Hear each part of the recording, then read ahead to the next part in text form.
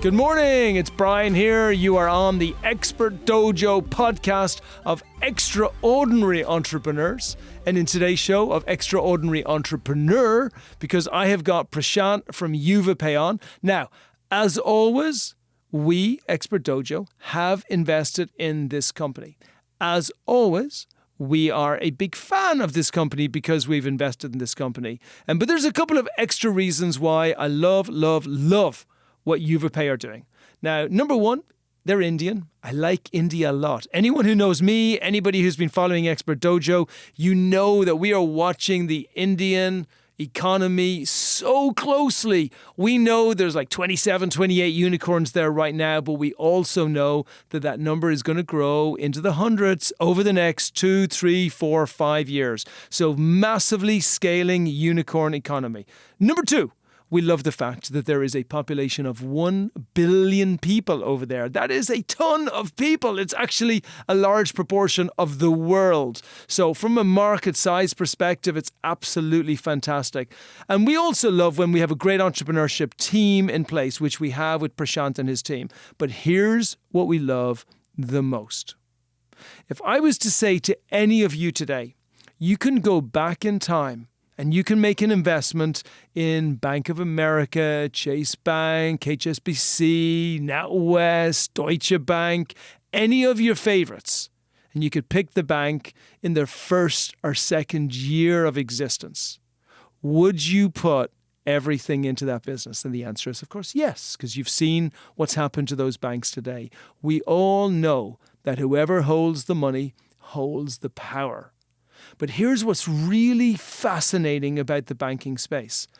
Every single bank in the world has been focused on only half of the population.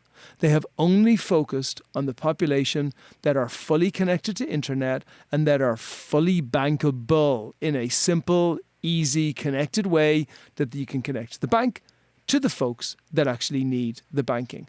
And almost everybody has ignored the other 3.5 billion people who desperately need access to the same services. Now, why, you might ask? Because it's really, really, really hard. So we at Expert Dojo see that area of the unbanked and the underbanked and the uninterneted, if that's a word, and the underinterneted as one of the greatest opportunities in banking today, and probably one of the most obvious acquisitions for a unicorn tomorrow. So after that introduction, I would like to welcome Prashanth from Yuva Pay to the show. Welcome, Prashanth. Hi, Ben. How are you doing? Do you like the intro? Of course. It's a fantastic introduction, bro. But take us back to the beginning. I want you to tell us in good, strong, slow words what it was. What was the genesis to you starting Yuva Pay, and especially talk about the Trojan horse, the beachhead that helped you break into the space? So, Brian, actually, I am born and brought up from the very last town, the last mile. So, where I do not have access for a basic infrastructure. And the access to the banking service is one of the biggest dreams for us. And I graduated from the small town, and after that, I did my postgraduate from the metro city, and I worked for a metropole, the MNC company. And after some time, I got to know that I need to do something for a hometown or maybe the nation. Because currently in India, 500 million population still using the feature phone. And India is pushing. Hang on, I just want to get that statistic right. So what you're saying is, in India, 500 million people, do not have access to internet? Yes. Okay. Wow. Okay. That's an incredible statistic. Go on. Whether I need to repeat? No, that's okay. We got it. So this is exactly like 500 million population in India. They do not have access to the internet, and internet penetration in the very last mile is one of the biggest challenges. Mm-hmm. So, and there are many solutions available in the market, but everyone is targeting for the tier 1 or metro cities, but no one is focused on this last mile population. As I born from the local last mile, I can say that I'm the son of a soil. So I can understand the real pain points to access the financial services. So considering this opportunity, we have developed the The Yuva Pay solution is And the can I ask, virtual. Prashant, can I interrupt you for a second? So you, and I love when we have an entrepreneur who has experienced the pain of the problem to a very deep level themselves. So you are from a town that had terrible internet connection, that had really poor banking connections. How did you overcome that yourself? How did you do things like save money or borrow money or get access to the internet? I mean, I'm really fascinated to see how you overcame that challenge yourself.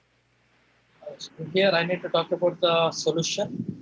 No, I want you to talk about you. I want you to talk about your problem when you were a child and you were living in that town, in that village with no access to internet and very little access to banking.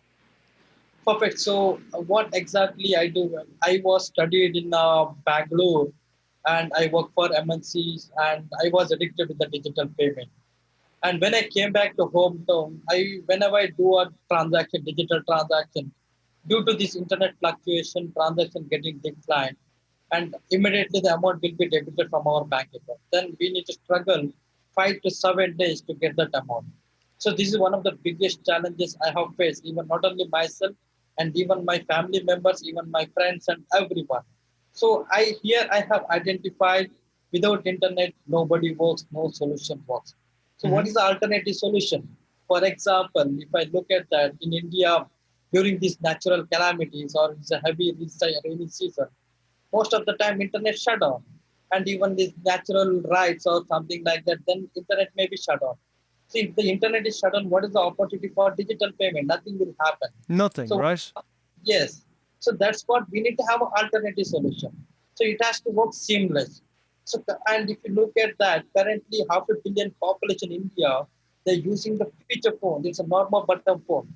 They do not have access for. They cannot afford the smartphone also.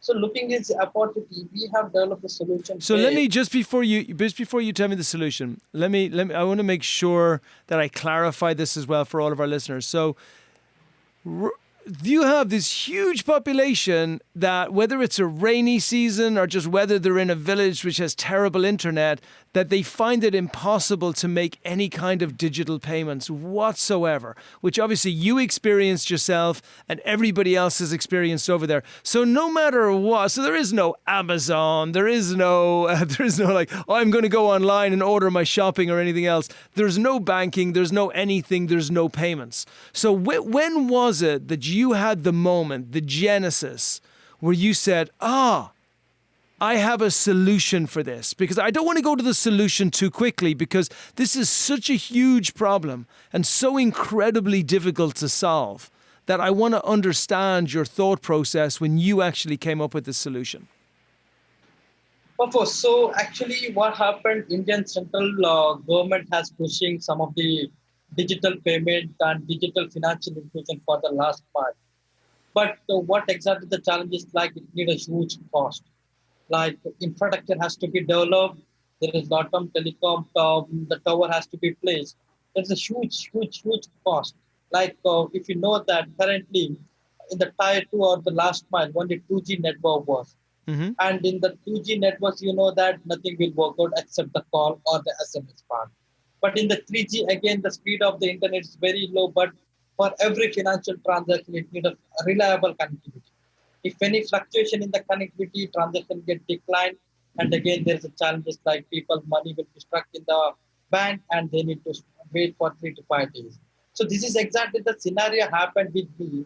And after that, we find a solution like even without internet also people can access and they can do the digital payment. And what exactly the problem like in the digital, the last mile population, they do not have a digital footprint because everything they do in the cash transaction. If you look at that, currently 86% of the transaction happen through cash.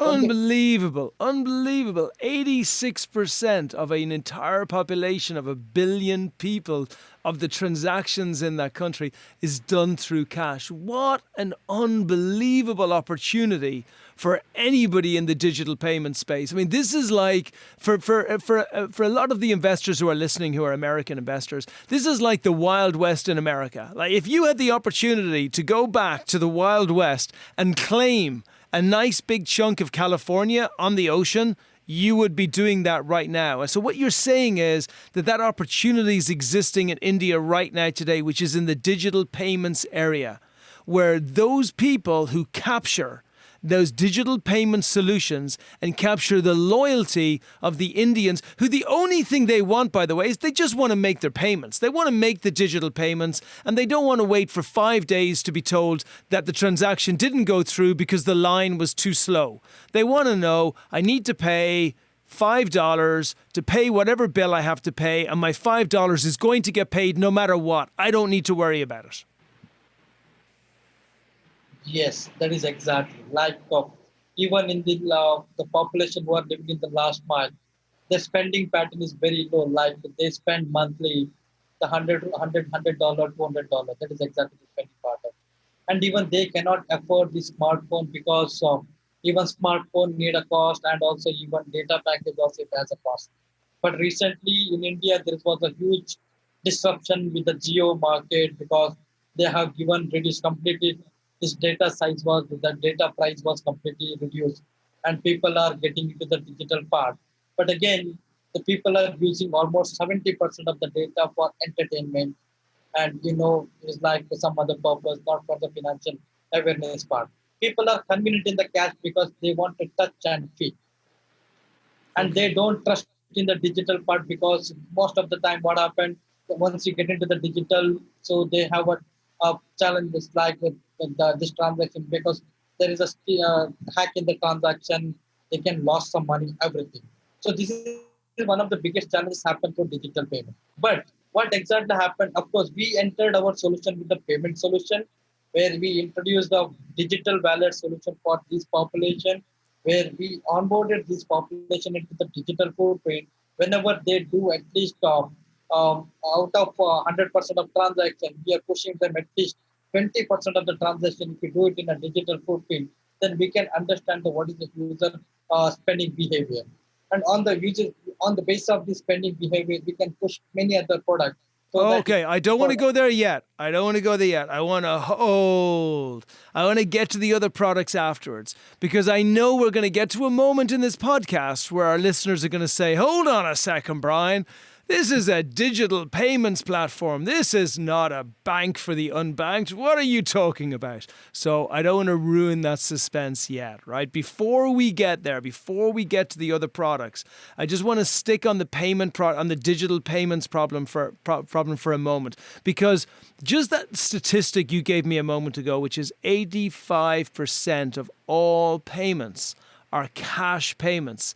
The opportunity for digital payments alone is in the billions of dollars. It's not even the millions or the tens of millions or the hundreds of millions. It is in the billions of dollars. And it's not in the, it's billions of dollars, but it's hard to get. It's in the billions of dollars, and that's just the beachhead. Right? Of course it is. Because see, what exactly I see, like there are many players. It is a crowded market, payments. Everyone is fighting on targeting the acquired customer. They already accepting the digital payment. But this tier 2 or below cities is completely underserved. This market is not tapped. So we saw the opportunity here. Like, see, we initially launched the solution with the payment, but these people are completely underserved with the banking services. Currently, there is a traditional banking system available, but it is not convenient for them. Like they need to travel and they need to spend a long time. Like going to the bank and depositing the cash or withdrawing the amount from the bank, it is a half-day activity for them. So, but bank has introduced a digital solution, but there is no internet connectivity. Without smartphone, without internet, no digital solution works. What is the alternative? What is the use when the bank is introduced a digital solution when there is no internet connectivity? Fantastic. So there should be there is a solution required. Is there any solution? Currently, no. Yeah. And by the way, for any of you who might be thinking, Yeah, Brian, but there's going to be internet connectivity across the whole world very soon. No, there's not. Okay, let's just be really clear. We're talking about half of an entire population in India, and there are many, many other places like this around the world, all the way through Latin America, all the way through Africa, all the way through many, many places in Southeast Asia are exactly the same. And the internet providers have no interest in getting too carried away within these areas. That is not where they're going to make their money. They want to keep their money in the areas where they get extremely high margins and they can own those particular sectors. These new areas here, this is a blue ocean. All of this unbanked and underbanked. These are people who, they don't have smartphones. They got dumb phones. They got those old Nokia phones that we used to have years ago. And the only thing the phones are good for are just very, very basic functionality. But it's perfect for Yuva Pay because Yuva Pay said, oh, what should we do? Should we work within Red Ocean, which is digital payments for rich people or wealthy people or middle class people or people who've got access to internet? Nah, everybody's doing that. Why would we bother? Or should we go for the place that we know, our homes, the places where we came from, where we understand the people, we understand the challenges, and we have a perfect solution for those people. So how difficult was it, Prashanth, to launch your solution? And how difficult was it to get it out? Because so far you're making it sound like it was very easy. And I can't believe that to start a startup in an area which is so digitally native that it would have been easy to launch what you did.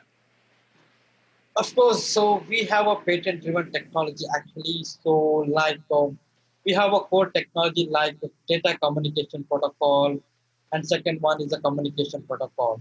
So because every digital transaction, what exactly happening, the data has to be communicated with the banking server for authentication. The data size is very huge. So we cannot send this data in offline mode. So what we did, we use our data compression protocol where we compress the data which we need to send it for authentication. We compress the data to almost 99.99%. And we create a very small package and we send this data using our data communication, using the compression, that SMS technology. And we send this data out to our offline server. And here our in the offline server data gets validated.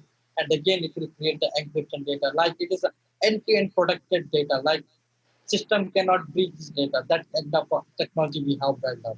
Beautiful. I was going to say, can this be breached at all, Prashanth? What's your record from a cybersecurity or a safety perspective? See, the cyber, we have a reverse engineer protected where our solution won't work with the rooted mobile, and the data is end-to-end encrypted. It cannot be decrypted. We have a 2-level of encryption. That is, one is the latest. It is already in the market, but we have our in-house developed encryption. That we have our own core IP-driven technology. So it will protect the user data. And second model is like we compress the data to such a level that this data will be fit in single SMS. So we create a small single SMS. That size of the SMS is only 160 bytes. We compress the data from 250 kilobytes to 50 bytes, and upon that we create an encryption and we create a size of 110 bytes, and we send this data to a SMS channel. So okay, I like it. It's good. So what I'm saying to everybody listening, it's badass. They built really, really good, secure technology to make packages or data that's being transferred across lines, which is normally huge, so massive you need to put it into a truck. And they make it teeny, weeny, weeny, weeny, weeny, so it can go across a normal mobile line very, very, very easy. So it's brilliant. But if you think that's brilliant, wait till I take you to the next piece, because they've built up from zero to $100,000 a month in transactional revenue. Then they went from $100,000 a month in transactional revenue to almost $1 million a month in transactional revenue. And they did this within 10 months. So investors, if you're listening, you're the same as me. We normally look at companies and say, with the YC model, if you're growing at 12, 13% per month, God bless you. You're on your way to being a unicorn. These guys are growing at 30 to 40% a month to get them to where they are right now. And they believe that by September next year, and we also believe, by the way, that they will be able to grow their revenue from close to $1 million a month today to close to $10 million a month by then. Now remember, this is transactional revenue through the platform, of which they get a couple of points on every single thing that gets transacted, right? So it's transactional revenue, but it's still $10 million a month in transactional revenue. And if you're saying, yeah, but Brian, where does that grow to? It can grow to anything. It can grow to $100 million a month. It can grow well beyond $100 million a month, because there are 500 million Indians that do not have access to sufficiently good internet or sufficiently good banking, and they're going to require this. Think about how Stripe became popular, Squarespace became popular, even think about PayPal. Any of the payment systems that facilitated a challenge that was in the market, there is no end to where it can go. However, none of this is important, because even though many of you listening to this podcast will say, Brian, that, just what you explained to me, makes a unicorn in itself. For me, it's not even the beginning of what makes Yuva Pay exceptional and the bank for the unbanked. Where they go from here with their next 3 products are off the charts. So Prashanth, share with us where the products go from here. Of course. So as I said, Brian, we are initially introduced with the payment solution. And alternative to the payment, we have gone with the last mile collections, where we help every companies or FMCG companies or any of the companies to reduce their operational cost, we remove their human intervention. So it will be help in remote last mile, where without any human intervention, they can collect the money from the last mile merchant and even last mile customers. And also we have a parallelly introduced the micro savings. It's a huge opportunity. Like currently, the savings is one of the part of the human life. Without savings, during the critical times, it's very difficult. Nobody gives money, so we need to beg with someone. Otherwise, we need to borrow it from the bank. If you do not have a digital footprint, who will give a loan? Nobody give it. So we are telling users to do part of the spending on the savings. So when the term is completed, we can withdraw the money with high rate of interest. And the meantime, also we want to protect every population with the So before, let me just, I want to hit these one by one so it doesn't go over anybody's head. So very beautiful. The first thing that you said was collections. Every single company needs collections from people who owe them money. So if you're already dealing with all of the consumers in the area, and you're already dealing with the businesses that want to make the payments through your system, then it's very easy to layer in there. If you're going to pay out money, you can also receive money. So we're going to facilitate this payment and receipt of money through Yuva Pay. So Yuva Pay is, again, going to become a verb. And then it even gets more brilliant, where you say, actually, now that we're dealing with collections and you're making payments, like, why wouldn't you save some money here as well? If you're going to pay $6, whether it's based on a collection that's due, or whether it's based on a bill that you're going to pay and you need to pay $6, why don't you pay $7? And then that extra dollar will go into a savings account, and in that savings account, we'll pay you are you going to pay them a small amount of interest? Yes. Excellent. How much are you going to pay in interest? So planning to do it at 8%. Wow. I might move from America and put my money into your account. We don't even get paid 1% over here. We get paid nothing. Nothing. That's a zero for anybody who's not looking at our video here. Nothing. So 8% is crazy. And it's a micro savings, not like because we want to create a savings for this last mile population who cannot afford this. Incredible. Yeah, that is exactly. The micro savings is the very small numbers, because even for people who are living in the last mile, the population who cannot afford $100, $200 is a big amount for them. Whenever people spend it, we will round up the amount and put it in the savings account. Whenever we give a cashback, rewards and all, we will put them into the savings account. Once the term is completed, we can withdraw the amount and with higher rate of interest. When bank is giving now 3.33 to 4%, but we are giving the double the amount. Incredible. And the reason that you're able to do that is because you're also going to be doing micro loans, and the micro loans will be at the higher amount. This is genius, genius, genius, genius, genius, right? So we have the payments, which is the Trojan horse to get consumers in. Consumers love this because it makes payments easy, and there's a few points on the payments, but very reasonable, and a price that people are very happy to pay. You then build in collections, which again drives in more revenue too. You then say, okay, now with your savings, you can save some money here, and you can make better money than you can from the banks. And all of those people who need to borrow money are going to borrow money at a normal interest rate of whatever the 18, 20% or 15% or whatever the number is, they can do it, which means Yuva Pay make a very healthy margin. It means you're providing all of the services that the banks cannot provide to these places, but you can provide it through yourself. And you don't even need to raise money for the loans that you're making because people will pay you that money in savings so that it can be lent out. And it's so transparent and easy to be able to tell, to work it out. The only thing you require are good actuarists, good mathematicians to make sure that you're never too exposed on the loans and that you have enough money always in reserves to be able to pay out savings when people want it. In short, that you've got all of the normal transactions and services and all of those things in place that a normal bank would have in place. Absolutely brilliant. And then I love where you're going to next, which is the last plan, which is, at least for the first phase, which is going to be on the insurance. And you're going to provide insurance to consumers as well, right? Yes, of course, Brian. Because if you look at this Indian population currently, only 13% of the population is covered by insurance. And everyone is depending on the agent. Without agent, nothing will work.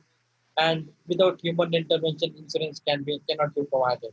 So now we have provided the digital insurance where even, as I said, collection, payments, savings, and even lending, we don't need internet. Without internet also people can access this benefit. And even in the insurance also the same thing, like we are providing the micro insurance, this insurance premium size is $1, $2, and the coverage is somewhere like $10,000, $20,000 maximum. And it is an annual renewal. So like what exactly happening, like it is very affordable for them. And even it is like, it is not whenever the year is completed, if they want to continue, they can continue. If you want to drop the plan, you can drop it. It is not like currently what happened if you want to have any of the existing insurance provided. So you need to continue for a long time. If you break any of the premium things, you'll lose completely what are the amount you have paid for the insurance company, you'll not get anything. So, but in our case, it's an annual renewal, and it is very affordable, like $1 to $2 insurance, and they can provide like it's $110,000, $20,000 is a huge amount for this population. So, likewise, we want to provide the insurance for every population, every household who are onboarded with Yuva Pay platform, so that we can reach this market at least 70 to 80% of the population. They can protect it by with any of the insurance product. I mean, Prashanth, how much revenue can you bring in per month here? It seems to me, I'm not even sure that I can calculate what the number is. Currently, we are having a platform revenue of somewhere like 1 million, and we have the net revenue of 1% of the transaction. If you grow with the 10 times, if it's a 10 million, 100,000 is our per month revenue. No, I see that. So look, by the way, I see the Trojan horse. I see the payments, what you can make on the payments. And I see that growing up to 10, 15, 20, $30 million a month in transactional revenue very, very easily. And I see your revenue growing to $500,000, even $1 million a month. Very, very easy, just based on the transactional for the payments. I mean, when it comes to the savings policies, the collections policies, the loans policies, the insurance policies, like my feeling is like the revenue you can bring in are into the billions. Of course, it's a $1 trillion industry. Of course, we can have some $1 billion in the pocket. Okay, good. So we're invested in this company. So if you were looking at me on video right now, you would be watching me rubbing my hands, because that's what it feels like when I know we're going to make some money, because we're investing in the bank of the future. And I absolutely love it. And then so if you're speaking to, you're going to need to raise some money to make this happen, but you've done such a huge amount with so little so far. I mean, other than the money that we invested in, how much money have you raised? So we have raised just $200,000 till now, and Unbelievable. yes, and we are looking now 2.5 million. But one more opportunity, like India is one other than India. We also have opportunity African countries, like all these Oh, emerging. yeah.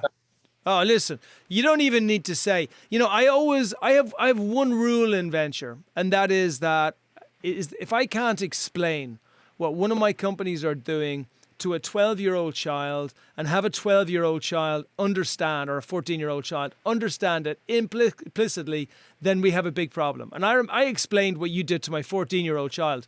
And my 14 said, that's really cool. So he just helps everybody anywhere have access to savings and loan and banking whenever they need it. Doesn't everybody have that? And that's the genius of what you do. It's so clear to understand that even people listening to this now, you don't even have to mention about Africa and the other continents. Everybody's already thinking this is a no-brainer. Once you build a trusted network which provides these service on a regular basis, then it becomes easy to expand that into other countries in the same way that it was easy for large banks to expand into other countries. But you are going to go even faster because you don't need branch networks. And what I personally believe is going to happen, I believe you are going to grow like crazy. I believe that within the next 3 to 4 years, we're going to drive revenue up to $100 million a month, possibly, like even that crazy amount of money through a combination of the payments, the loans, and everything else. And I believe one of the larger banks is going to step in and they're going to see the opportunity and they're going to try and snatch you up. And I believe that at that time, you and I are going to be having a cup of tea and I am going to say to you, I don't think you should sell. I think you have something much, much, much bigger. And I think your market share could be bigger than the market share of this bank in the future. So the opportunity is tremendous. So you're going to raise 1.5. So number one, you've raised $200,000, which is nothing. And you got platform revenue of $1 million a month, right? Crazy, crazy, crazy. You're now going to raise $1.5 million, which logically will get you to $10 million a month. What happens then? What happens after the 1.5? When do you raise your Series A, and what's the Series A going to do for you? Because I don't even care about your $1.5 million seed. That's going to happen. So of course, we are also looking for a next round very soon because we already got interest from, not interest, we signed a contract with Nigeria, Morocco, Senegal, and the Philippines. We signed the contract with the 4 clients in the global. And here also we are earning a huge revenue like it's a joint venture model. We have provided the technology and they are working on kind of the white label solution. But currently in the $500,000, it will last for it's 1 year. And after that, we want to have at least per platform revenue somewhere like 10 to 15 million or $20 million. And our next round will be per month.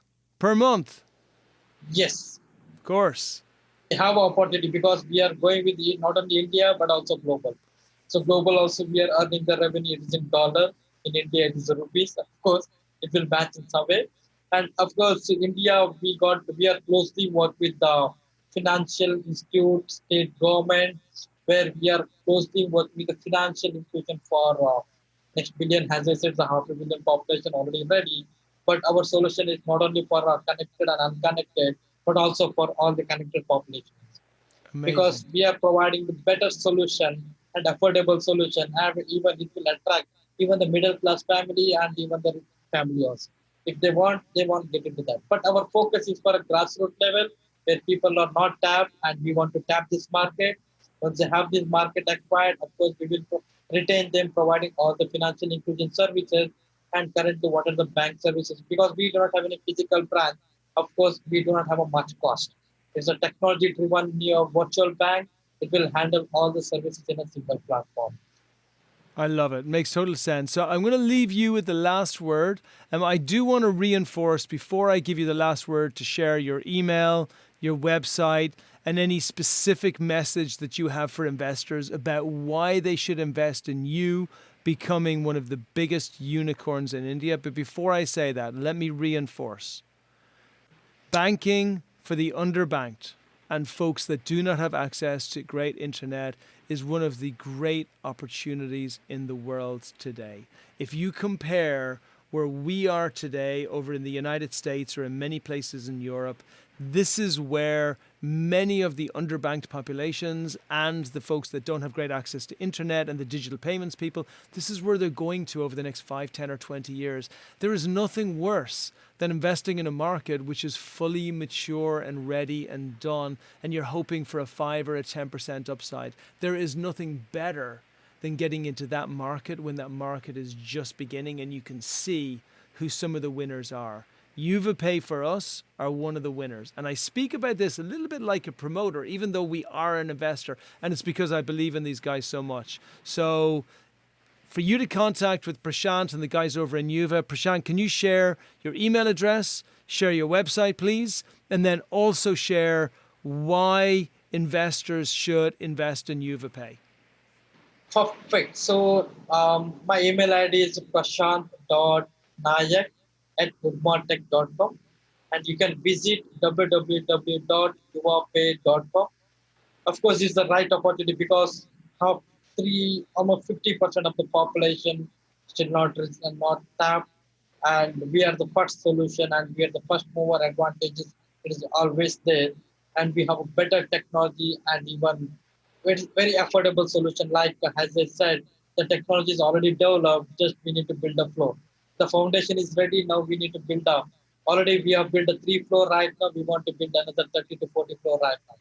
So it's the right time. If you infuse the money, we can build a floor within a very short term, and we can scale up very fast, and we can grab the huge market share. And it's like it has a virtual bank. We do not have a much physical. There is no huge cost on the physical infrastructure. Everything is driven by the technology.